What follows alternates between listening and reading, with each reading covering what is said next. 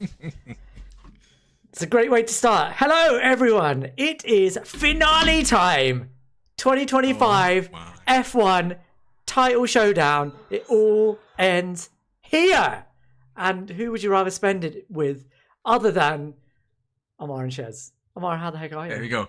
I am great. You know, Shez, we couldn't have found a better way to be back and better than ever and together, right? In nick of time for the final race. Look at that, man, Shez. You're beaming today. What's going on? Are you...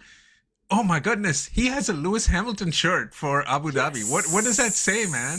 Yeah. Oh, well, I was hoping conspiracy theories. I was hoping you'd notice after your Lewis rant the other day. This is he's coming back at me with that. But we have more important matters to talk about. Do we? First of all, Ammar, how the heck was your holiday? It was great, man, Shez. And since you had kept me out of the loop on being able to disperse my verbal diarrhea, I decided to do solo videos myself and, you know, dunk on poor old Zach Brown. And I do feel a little bit bad about what I said now that I heard him at the team's press conference a few minutes ago. Well, maybe it was a couple hours. I don't know exactly when it was. But, why do you feel sorry for him? And we'll get into this, but I don't think they're entirely wrong in their approach, but we'll get into that. But yet they do things wrong, so there's that. The best of intentions. I'm covering both sides, Shez. I want to be right either way. I feel like you nearly always are. Look, while I've been away this week, Ammar has put out 2 absolutely stonking videos. So if you haven't checked them out, go check them out.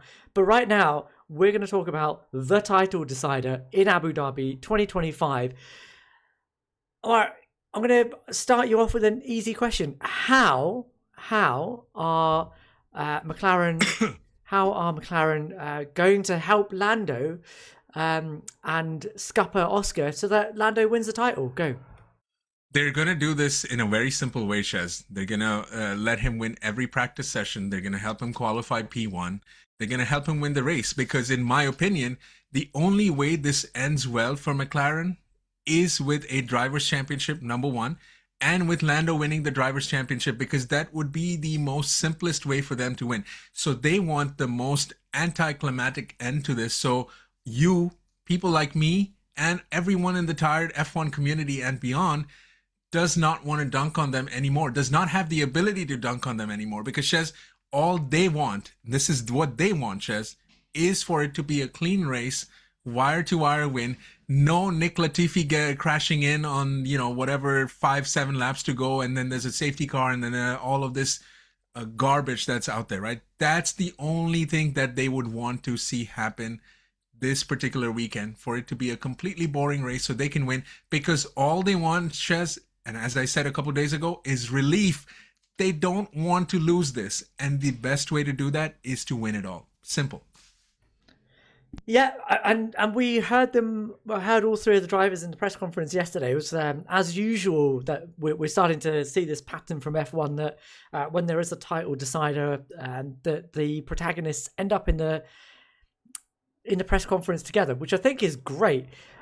What did you think of the demeanor of the 3 of them? Max, Oscar, and Lando in that press conference. How did you read it was fine. It was fine. I mean, I know people have been making a lot of stuff about Lando looking stiff and Max looking super relaxed, and people are reading all kinds of things into. I mean, all of a sudden we've all become psychoanalysts, right? I mean, listen, I've watched all of these press conferences. One of the things I do, you do telemetry and data. I go looking for vibes, right? So I have watched each and every one of these press conferences, including the team principal conferences throughout the year. How Lando answered it is no different than what he's answered it throughout the year. You can go back and look at it. Even when he's had poor races or races where he's had DNFs, he's pretty much had the same demeanor. Is it fair to think that he would be slightly nervous? Sure, they would all be nervous. I mean, I think Oscar would be nervous too. Probably Max is arguably not nervous, or maybe he is nervous, and this is his way, his nonchalant way of covering that too. I don't care. I don't know. I mean, Max Verstappen has given us a resume that's filled with amazing races, so nobody's going to doubt them. But on the flip side, the other 2 drivers are just there to win it too, and it is all good. And I think Lando said this first, although all 3 of them said it, is The championship is not won on this particular weekend. It's won over the course of the season, 24 races, I might add. And so if they don't win it, then they'll have many chances to look back and reflect on what went wrong. And Lando was, as he's always been, honest enough and being willing to own his own mistakes. So, everyone was fine. They did about what they did. I'm sure they're nervous, but that they did fine. So let's talk about that, because yes, You're not buying that argument. Of course I'm not. This is a 24 race championship. Unmute yourself, my friend. There's no need to mute yourself in my presence. A 24 race championship, right? And there's been one constant throughout all of that. Max has just been like, other than the self-confessed issue in Spain, everything else has been maximum attack at every stage. He's been there or thereabouts throughout. His own interview with Chris Medland before Qatar was basically saying this, that I feel like I've done everything that I possibly could, maximized every opportunity, and it's difficult from the outside looking at his performances and looking at what he had at his disposal to really argue with him. So I think that has been the constant. What has been variable has been McLaren. This has been a season of not even two halves. It's been a season of the first 2/3 of it and then everything after the summer break, which is a bit less than half of it. Because the first 2/3 of this season were all Oscar Piastri. They were all him qualifying better, racing better, making better decisions, making fewer mistakes, and being McLaren's guy going into the summer break and in the first race or two straight after it as well. But then there was a flip reverse, and following the summer break, following especially Zandvoort, and most especially Monza, Oscar had a mini implosion, and that seemed to have improved a little bit in Qatar. In fact, improved quite a lot in Qatar. And we've had this sort of seesaw effect. We've talked about Papaya rules, like what it feels like non-stop this season, but I felt on your last video that our views had sort of started to align a little bit, maybe not quite in the same place, but I know what you're doing. but I do feel like we're sort of starting to come to the same place. We're at least in the same arena. No, we're not. Ammar. Absolutely not. I am still okay. Go ahead. Because and before you start, because you always do this, I am not saying they are sabotaging Oscar Piastri. Let's just get that straight. Nobody is being sabotaged. That's my chance. So let's just get that argument out the way. But in terms of the way that Papaya rules have played out, this fairness, I'm happy to couch it in those terms. Has the way that McLaren played this championship, do you think it's been successful? Is it something that other teams will copy in seasons to come? Is it something that McLaren will continue to do, or do we have to just wait until the championship is over? Does that even matter?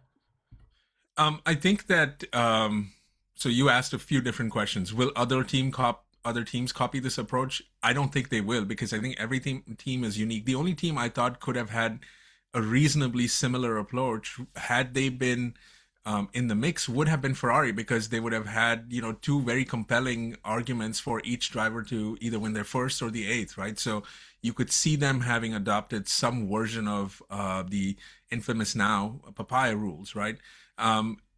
Look, I believe that, and I've told you this, Shez, last year too, McLaren are a team that have been irrelevant for a good part of the last 2 decades, and only last year they really started, and even last year it was a bit of a late start. They started looking like the team that can compete for championships. They learned how to compete that way, and they successfully defended P1 in their Constructors' Championship last year. So they're still very new at this, and it is unfair for us to compare them to a Mercedes that has had a long stretch of success, and even more unfair to compare them to a Red Bull, where I know the easy thing to do is, if it were Max, this would be wrapped up easily. Well, yeah, no bleep, Sherlock, because Red Bull look at them, they're changing another driver yet again. And I remind you that they had 2 different drivers racing in that second seat this year.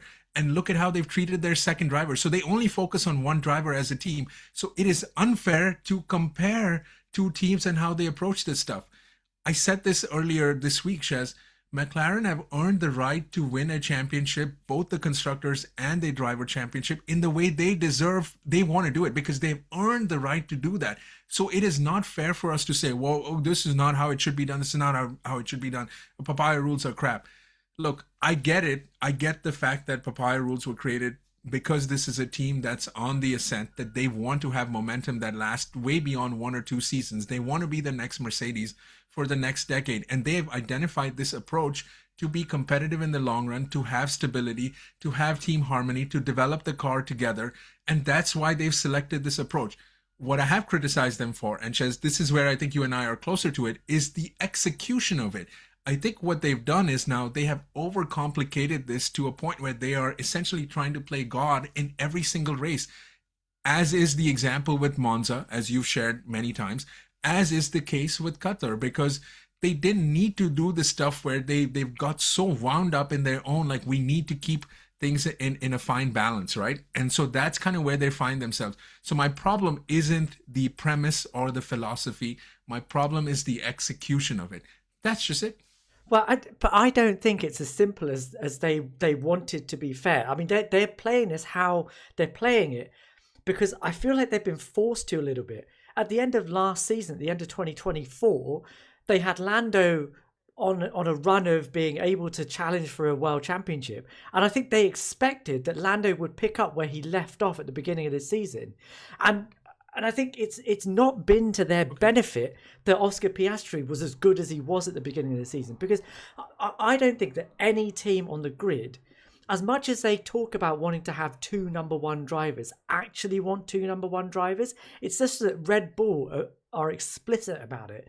They're explicit about it in the same way that Ferrari was explicit about it in the mid-noughties when they had Michael Schumacher. And look what success they had. That, I feel, is the template that every top F1 team wants to have, right?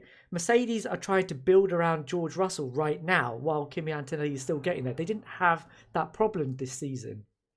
Ferrari, for the longest time, have, kind of built their team around Charles Leclerc as well, because there's always within a team a driver that pushes the team along, and they're able to mold themselves around that driver. And I think McLaren had wanted Lando to be that guy, but Oscar hasn't let them. But maybe it's also that Lando, his own personality for the last 6 or 7 seasons, hasn't allowed them to do that. I keep making that example about him turning up and finally this season saying, I'm not getting the feeling I want from the front of the car. You need to do something about it. And then them coming up with a front suspension change. But that's taken him 6 seasons to do that. And now it's paid dividends. And you could argue that actually Oscar should have done something similar as well. That, I think, is my biggest criticism of Oscar, is that he didn't do that. He didn't push the team at a point where he was in the ascendancy. He didn't use that opportunity to get them to do what he wanted them to do to the car. But the problem that you've then got is you've got 2 very equal drivers. That's what they've been left with. And this fairness, the fairness as we call it, doesn't particularly seem that fair. It just seems like an overcomplication. It's adding complication to an already inherently complicated situation. And the way that it has played out in front of our eyes, and this is why I've titled this live stream the way I have, is that every time somebody needs fairness to be applied, it seems to be Lando. Now, you could say that maybe Lando is so talented that he's able to create these situations where the team feels like he needs to be bailed out. On the flip side, you could also argue that Oscar places himself in positions where he's not affected by the things that would need him to be bailed out. Example, needing to be called out of the pits in Q2 in Monza to tow your teammate into Q3, or being in a position where you have to swap positions after a pit stop. And yeah, sure, that's the team. But also minor infringements. Like Hungary is a really good bloody example where Lando qualified behind Oscar. Oscar couldn't have done much more than qualify on pole, which he did. Lando then had a mistake at the start of the race and dropped places. Oscar didn't do that. He led. He kept Charles Leclerc behind him, and then Lando finds himself in a position where he gets to dictate a strategy that puts him at the front of the pack, like allows him to win the race and puts Oscar at a disadvantage. So where was the fairness there? In isolation, that's fine. That's totally fine. Lando just made a better call. But if we're talking about fairness, Oscar's never found himself in a position, really, where he has had to ask for fairness to be applied. And this has all ultimately led to what happened in Qatar, where McLaren tied themselves up in this fairness equation so much. That's I don't accept their excuse for this, that they thought that some people would not pit behind them. It seems really clear that in the interest of fairness, and Ammar, you can argue with it, but Oscar was 6.8 seconds ahead. He could have easily pitted, and it makes no sense to not split the strategies, other than because you don't want one of your drivers to lose out to the other one. And yet again, the driver that would have lost out was Lando. Why, Ammar? Is it always Lando that would have lost out in those situations? If it's not because the team are doing it deliberately, then it's something inherent in Lando that makes that happen. Yeah, well, so I think, Shez, there's a way to explain this, right? Even though you're not going to be satisfied with the explanation, I'm not justifying behavior. I'm trying to explain it here. So let's just be clear there. The reason you saw that happen is McLaren thought that nobody behind them would pit in Qatar. I mean, that's what they thought. Now you can call it stupidity, you can call it brashness, you can call it whatever. Can we just clarify that? Just to clarify, you think that McLaren thought that nobody would pit behind them? Yes, this is something. And by the way, I listened. I don't know if you listened to Jolene Palmer in the F1 build-up show. He went and talked to a few McLaren people, and really his point was very valid. Like, there are some people in the midfield that should not have pitted because they could have had better races had they not pitted. People like George Russell, for example. A lot of the people that were on hard tires, like Alex Albon, this could have looked like an entirely different race if those people had not pitted and vowed for track position. So this is why I say I can see why there was a little bit of that thinking. I think McLaren at Qatar, for both drivers. Hang on. I think what McLaren did at Qatar was a classic example of what I've seen Ferrari do time and time and time again. And there's a great example of Silverstone, right? The race that Carlos won was in 23, it was in 23. And they sort of did this thing, right? 22. And I think 22. Sorry, 22, not 23. And they sort of did this thing where they got so wound up in this idea of fairness that they said, okay, you know what, bleep it. We're not going to pit either driver because we have a much quicker car and that's going to show up on in the long term. So whatever, we sort of blow through it, right? I agree with you, Shez, that they should have pitted one or the other car. I mean, you can make a case for both cars to have been pitted, but you can make a case for either one car to have been pitted. Oscar because he was so far ahead, and Lando because he was behind Max. So they should have at least matched Max on that one. And maybe he would have lost a couple places, but then if the car was really quick enough as they thought, they could have made up those places over the course of the remainder of the race. So you can't overtake, but there's no choice about that. If they were going to make this decision, then they were going to make that decision. What is mind-boggling to me is that they seem like they either didn't pay too much attention to what would have happened with an early safety car, or they just thought, this is what we're going to do, and sort of move on. To the double stacking point, Shez, that would have been the ideal strategy because there was enough distance between the two drivers. So I just think that they were. But that wouldn't have worked. So look, that couldn't have worked because their pit area is the first pit area. First one, right? Correct. So if Oscar comes in, Oscar will get serviced. He'll have a 2.2 second stop as usual. He'll get out ahead of everybody else. But Lando will then have to wait for everybody else to go past.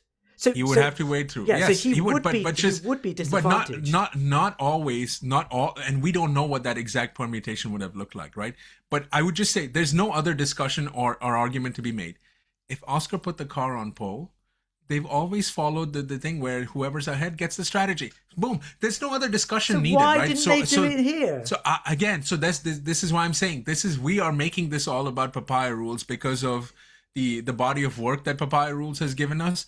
But the reality is there's a much more simpler explanation, which is it's just a boo boo. They just screwed up. Okay. So let's take Shez, that. By the way, let's take that. You argument. said this too, right? Hamilton had this thing in what is it, in Hungary a couple of years ago, or was it in 21 actually, right? Where he was the only car starting the race. They did split the strategies there, though, didn't they? Did split the strategy. So that's what I'm saying. Like, or at least they would have split the strategies in Hungary in 2021. Except that Valtteri had put himself out the race. But Ammar, let's just examine what you've just said, right?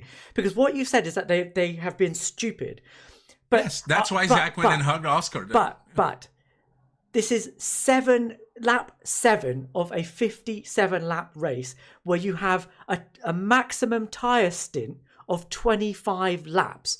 You have a driver who would be able to come in and come out again ahead of everybody else with just one pit stop to make. He would have maintained the status quo. And yet they decided not to do that. So you're telling me that Randy Singh is stupid? Because I don't believe that. I don't believe that they're that stupid that they would have not been able. I'm not calling them stupid. They wouldn't have been able to. Smart people. No. I need to stop you here because I'm not calling anyone stupid. I'm just saying smart people make stupid decisions. That happens all the time. We have seen it happen time and time again. We are giving Red Bull a lot of flowers today, but had there been 4 or 5 cars that chose to go and not pit, Red Bull would have been in a completely different situation because Max had no chance of overtaking anyone because the car was so bad over there. So let's not do this thing. I don't think you're wrong, right? In that, I think they messed up. I think they made a mistake. But the reason they have made that mistake, that glaring error, because it was so obvious that you had to pit one of your cars when the entirety of the grid pitted immediately after them. In fact, in between them, is that they were overcomplicating that decision by thinking, how is this going to affect the drivers' championship? Yep. And I go back to Zak Brown's quote about, I don't mind if Max Verstappen wins this championship as long as we are fair to our drivers. That shouldn't mean that you... Well, that changed very quickly, though. that shouldn't mean that you make it that Max Verstappen wins the championship by you being fair. That's not what it's meant to mean. Well, but yeah, I know exactly what that. You're right, and I think he said that. We all can agree that he said it a little bit tongue in cheek, and he was trying to play the mind game. Stella said the same thing. I know they're all trying to play mind games, and they're all doing. But Shez, they're also throwing this big. Yeah, of course. That's why I said Zak Brown would have egg all over his face if that actually happens on Sunday. He's going to literally have that, not a half-boiled egg, but I think he already has egg on his face because they have let Max. They've let Max in this close. They won the constructors' championship with 6 races to go. 6 races to go. Max Verstappen has zero business being in that position, and he said it himself. We are here because of the mistakes, the failures that other teams have made. Not all Papaya rules. Yeah, but they're not all Papaya rules. Look, a DSQ in Vegas changes is probably as pivotal as anything else because they lost a ton of points. How many points did Lando lose? 18 points that day, right? He went from 18 to 0. It would have still been done by now if that was the case. So should have been worse. He should have had 25 points if he hadn't messed up the start. Or if he didn't have a mechanical DNF. So, I mean, I think there's many things we can do. And we'll come back and do a post-mortem on this later. But we can do some of that now. Okay, so let's just talk about Papaya rules and where we would be if some of the decisions that we have seen had not happened. Okay, and we can start at Qatar. So if they had pitted Oscar and they had left Lando out or double stacked him, let's say Lando does finish 4th where he finished in the race. He ends up... Would have been a better outcome. He ends up on 408 points. Oscar pretty much would have won that race and Max most likely would have come in second. Do you know what the points would have been? Basically, I don't know what the exact I math could is, well, I Shez, but could I tell think it you. would have been a better math than this. So I can tell you, it would have been 408 to Lando, 399 to Oscar, and 389 to Verstappen. So that's what they should have wanted. So Zach has literally, by being fair, allowed Max to drive a wedge between his two drivers. Let's take another example, right? Let's say that Oscar was not asked to swap back in Monza, right? Again with this, man. So that would have been a 6 point. Oh my god. Okay. Can I finish? So that would have been a 6 That's point. why I went on mute. That would have been a 6 point swing, right? Lando loses 3 points. That's 402. He would have been on at the end of Qatar, and Oscar would have also been on 402, with Max being well out of it at that point. So you could talk about this, right? But literally the maths are telling you that Papaya rules have not helped you out. In fact, even if you switch it back and take it even further than that, and Hungary had been allowed, and Oscar had been allowed to have the same strategy that Lando did, that's another 7 point swing. Okay, that would have put Oscar in front. But let's take that out of it. Just those two decisions. No, let's keep it.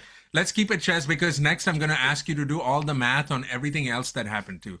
Because if we want to get down this road, but then Ammar, you cannot say that this is all down to Papaya rules. You cannot say this is all down to Papaya rules. We are just talking about the specific Papaya rules decisions. Okay, that's if fine. If you had been in those positions, that's not the reason. The mechanical issues and the disqualification are separate issues.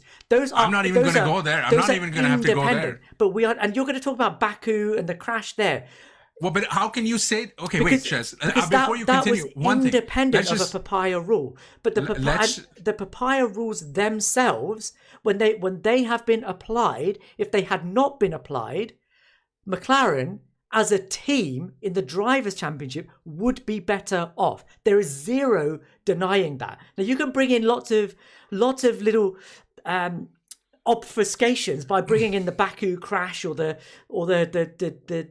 mechanical DNF or the disqualification, but they're not. Those are outside of the team's control. Where the team had control, where the DSQ is out of the team's control. Where the team, but that's not asking one of the two drivers to switch positions, right? But and it was the same on both cars. But what you can't do is when there has been a decision that is dictated that two drivers have to swap positions because of something that had nothing to do with them, and that has affected where we are in the Drivers' Championship. I'm sorry, but that's not fair. That's shooting yourself in the foot. Shez, okay. You saying that's not fair is just total crybaby attitude, Shez, because to say that Papaya rules are the only reason Max Verstappen has come into this championship is total nonsense. It's total nonsense. Now, you can say that Papaya rules are 50% of the reason. We can have that discussion. But there are many reasons why Max is in this championship fight. And that has equal amounts to do with how both drivers have performed or not performed. Look, Lando, for his part, has taken blame for how he wrecked his car in Canada, getting in the back of Oscar, right? So that's fine. But there's a disqualification, there's a DNF. Oscar, on his own whim, went in and crashed in Baku. He's had poor results in Austin. These are not things that McLaren have anything to do with. So my point to you is, fine. If you want to say that at the core of why Max is in this race is because McLaren have chosen to have have Papaya rules, cool. But that's not the only thing. We cannot let them get away by just saying, oh, Papaya rules. There have been mistakes that they have made outside of that have brought Max into this. That's my only point, Shez. I'm not here to argue how many points Oscar would have been ahead or behind by, but there's more to it than just that. And we cannot let the driver. But look, Shez, when Max says that he would have won in this car, we agree, right? But you and I and others have said Leclerc could have done this, Russell could have done this. What's the reason behind it? Because they would have driven better. And that's 100%. What neither driver has done. And so the reality is there's a chance that Lando can win the championship without winning more races than either Max or Oscar. There's also a chance, I think, of Oscar winning the championship without winning more races. I think there's a bleak chance there, I think, with the math there. Or maybe he's going to have to be P1 no matter what. P2, I think, will do it too in certain. So what that tells you is... Yeah, but no. Yeah, not if Max. But you know what I mean. Like there's a chance in which So both drivers can win that. So I agree Right? with you that neither driver has been perfect, and they would share blame for not winning the drivers' championship. I agree with you, but in the instances where the team has had control and they have overcomplicated things, you said this as well. They have overcomplicated things. If they had not overcomplicated things and just allowed the natural order of things to play out and not made stupid decisions based on trying to be fair like they did in Qatar, they would be in a better drivers' championship situation today. I do not disagree with you, Shez, but even with the mistakes that their drivers made, even with the disqualification, even with the mechanical DNFs, they would still be in a better position. Again, hindsight is 50. And again, this is why I started with, let's start at the premise, Shez. This is a team that for the first season in how many ever, 20 seasons, right, has had a legitimate shot at winning the Drivers' Championship from the get-go. Not from 6 races into the season or halfway point as it was last year. For the first time, they will look back at this and say, look, we definitely need to tweak our Papaya rules. So everything you're saying in hindsight, yes, I told you this. They're trying to play too much of a god role in that. They do not need to do that. We couldn't see that at the time. We couldn't predict that was what was happening at the time. We did. But we did it a lot. Okay, Shez. But what they need to do, Shez, even above and beyond what you and I are suggesting, is they need to be consistent. They cannot bail on that now, because then that breaks every promise that's put out there. And that is anarchy that they cannot have, particularly at the point in time when they were trying to win the championship. And yet now they're at the... Now they're going to do it. Now they're going to ask one of their drivers. The bridge, yet again, the bridge, Lando's as this gonna famous need saying some goes, help. the bridge from intention to action to outcome is a long one, and it's filled with obstacles all around. And what we've seen McLaren do is fumble along the way because of the fact that they are sort of working with this idea of, we're going to get our heads chopped, but we don't want our noses chopped. And that's kind of what they're at. I'm sorry for that analogy, but that's kind of where they're at now. And they're going to have to go back, regardless of how this championship gets won or lost, or turns out rather, is they're going to have to go back and evaluate this and see if this is actually something that they can do and sustain long term. Because, Shez, at the end of the day, this boils down to, do you want two equal drivers, or do you want to be a Max Verstappen-ish team? That's kind of where it comes down to. By the way, again, I add this for you, Shez. Had Ferrari been 50% decent, this could have looked a lot different, because they would have had 2 drivers that would be fighting for something similar. No, but they wouldn't. Oh, I think it's just stopped us. There was no realistic... We're back again. There was no realistic chance, really, that that Lewis was going to come into Charles' team and overpower him straight away. That, look back at all of our videos at the beginning of wearing a Lewis Hamilton shirt. At the beginning of 2024. Just have a look at those videos, and like all of it was like, yeah, it could happen. It could happen. None of it was it will happen, because actually it was an unrealistic expectation. So Ferrari would have come in with a dynamic that meant that actually their charge would have been led by one of their drivers if they had had a car capable of doing it. And that's a similar position to what McLaren find themselves in right now anyway, in that they have got a Red Bull with a single driver coming at them, a driver that is unencumbered by team dynamics. It doesn't have to worry about what is happening to his teammate, because it doesn't matter. The team knows that their best chance of winning a driver's title is with Max, and they put everything into that. But they've been able to do that because Max has shown that he is the dominant driver. What are you doing? No, that's fine. I'm just doing my research on what I was going to say. But anyway, hit me with some research. I love it. I love some data. I mean, I do want to take this into the Lewis Hamilton realm, because you and I haven't had it, and you have given me the side eye on my Lewis Hamilton comments, and I'm not here for that anymore. Like, you're just Ammar, before we get that, okay. because that's not the point of this conversation, right? But yes, no one cares about Ferrari, as one of our commenters have said. I agree. I don't think anybody does. But I think what we should get into a little bit is what we've just started there, which is both of the McLaren drivers have not been perfect. Far from it. But it looks very much, unless something odd happens, that Lando Norris is going to win this championship.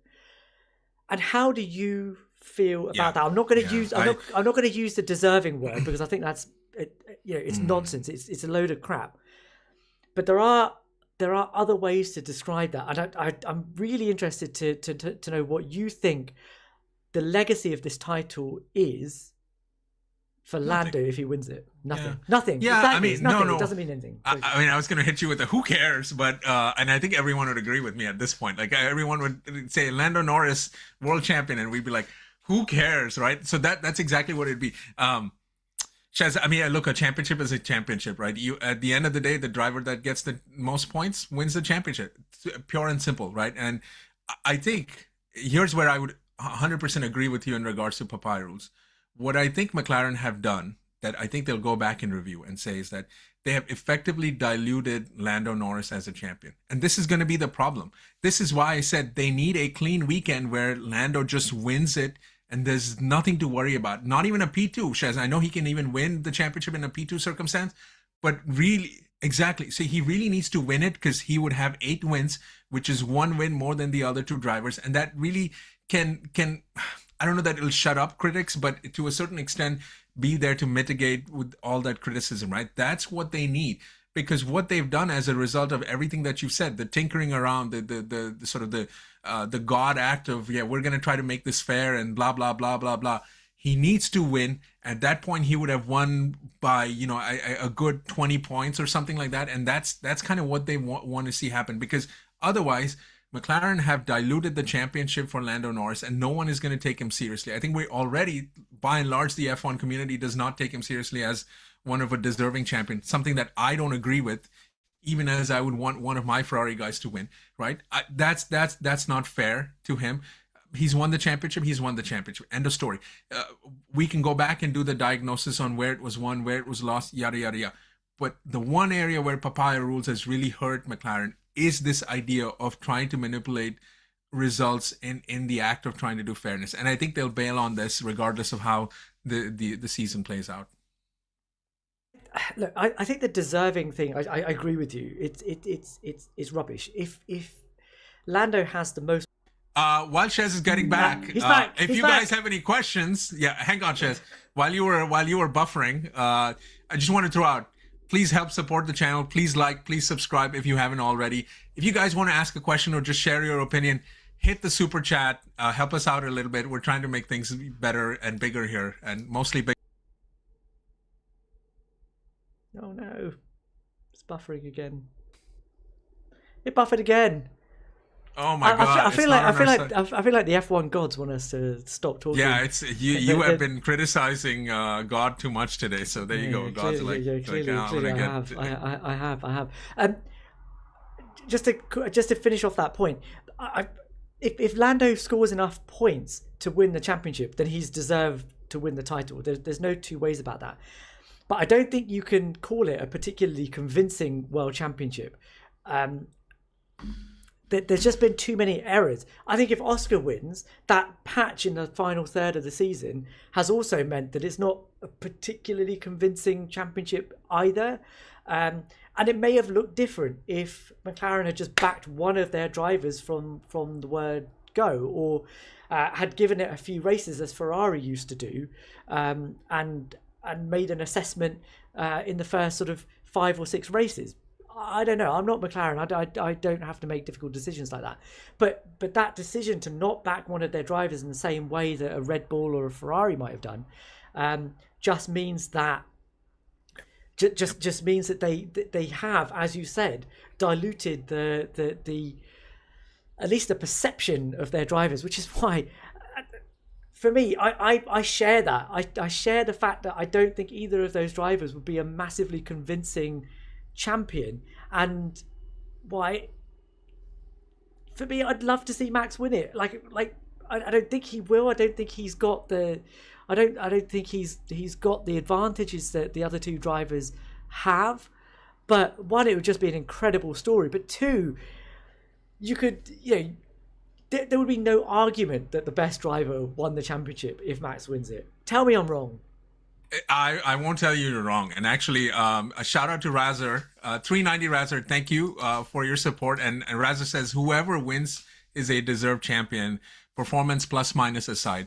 But given that given that McLaren in this case won the constructors championship with 6 races to go and by double points, it's embarrassing that McLaren put either driver in the situation. And Shez, to your point, this is exactly my sentiment.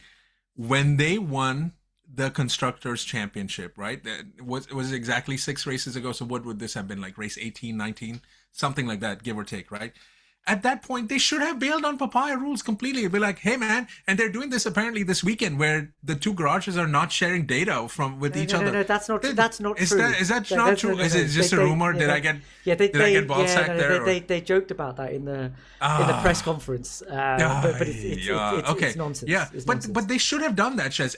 And this is why I say that Zach Brown would have egg all over his face for his comments about letting Max win the championship in this idea of the utopian sort of mindset of, oh, we're going to be fair because that's who we are, right? It looks completely stupid. By the way, he walked that back today when he was asked in the team's press conference. They're essentially now couching it, right, by saying that, well, both drivers have a mathematical chance, but if at some point it looks like one driver cannot, in this case it's really just Oscar, right? He does not have a mathematical chance of being able to win. The other driver would support, the driver in contention. But even that comes with caveats, though, doesn't it? Like if Max if Max has a retirement at the head of the field, are they going to swap the drive? Are they going to swap the drivers back again? No, again, I don't know. Right, this is why exactly. Would Lando listen if that was what was gonna if that was what was gonna happen? Again, the bridge from intention to action is laid with all kinds of obstacles, and this is an obstacle course and that's why I said, Shez, can I ask you a pop question here? Who do you think will be the happiest if Max Verstappen wins? Me. And let me give you a hint, it's not Max. Me. No, come on. I'll be so happy. It's gonna be Christian Horner. Let me tell you why. Zach Brown has been pooping all over Christian Horner this entire season. Have you heard some of the comments he said about Christian Horner became too big of a star and he became all Netflix Drive to Survive and all of that? Christian Horner, fired Christian Horner, is going to be way more happier. I imagine Christian Horner is going to WhatsApp Zach Brown with all kinds of emojis there. And you guys tell us what kind of emojis that would look like. But good God, because Zach Brown would look like a complete buffoon. He really would. And he's not one. He's a very smart guy. He's really brought McLaren to prominence. And none of that will feel good. I know. They will feel like SH1T if this happens. So they should have been able to, when they wrapped up the Constructor Championship, like next race, boom, no Papaya rules. You all want to take each other out? Go have at it. We don't care anymore. Like, just go win it. Whoever wins, wins. No, none of this stupidity that they're doing. Absolutely, 100%. That's what they should have done. And I do agree with you. I'm actually a really big Zach Brown fan, despite everything that I've just said. No way. Are you sure? Yeah, huge. Like, McLaren were what, ninth in the 8th or 9th in 2023. Yeah, they've won 2 constructors championships back to back, and that is off the back of the decision. Pains me that Zach Brown has made, that he has turned that team into a race winning, championship winning entity. But as I've always said, right, F1 teams have 3 things that they have to do. They have to be good technically, they have to be good operationally, and they have to be good on strategy. And from a technical point of view, they've been the best. Better than all the rest. Better than everything. Yeah, but anyone that's also the reason why but on the other side of it, on the operational side of things, on the strategy side of things, they have overcomplicated things to a degree that it is now costing them tangibly in the Drivers' Championship. So, Zach Brown, hats off to you for everything that you've done for McLaren. But the hat back on for how you've handled your 2 drivers over the course of this season. Yes. And I also agree that it's commendable that they have tried to be this fair. But however fair you try to be, there will always be a perception that you are being more fair to one driver than the other. This is like having kids that are in similar age.